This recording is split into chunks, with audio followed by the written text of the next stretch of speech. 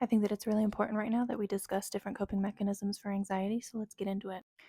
Tip number one is obviously going to be to find a therapist and to work with them doing CBT, but these are tips and tricks that I can give to you in addition to that.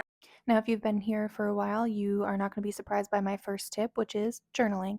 You're going to journal down what your symptoms of anxiety are and what your triggers are. You're going to reflect on when you start to feel anxiety, what time of day, what's going on around you, what's going on in your mind, what's going on in your life, just in general. Who are you around? What are you spending your time consuming and doing? You want to write everything down so that you can start to take your own data, record your own data, and figure out what the triggers are, what the patterns are. That's going to help you to understand your anxiety better and to prepare and strategize different mechanisms. The next technique is going to be breathing exercises. So you can research your own breathing exercises and figure out what works for you. But typically, you want to slow your breathing and make sure that you are breathing deeper. So, what typically works for me is I breathe in for 4, hold for 4, breathe out for 6.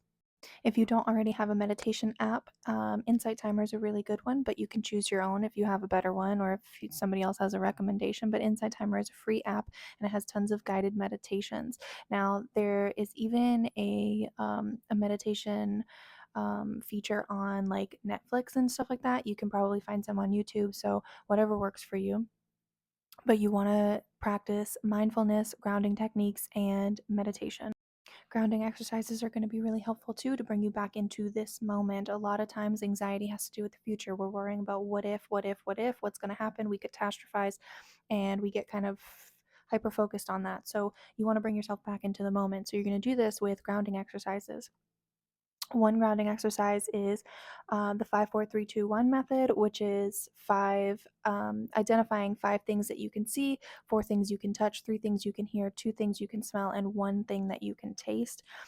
You could also count all of the things in the room that are red, all of the things in the room that are white, and go through each color until you feel more calm.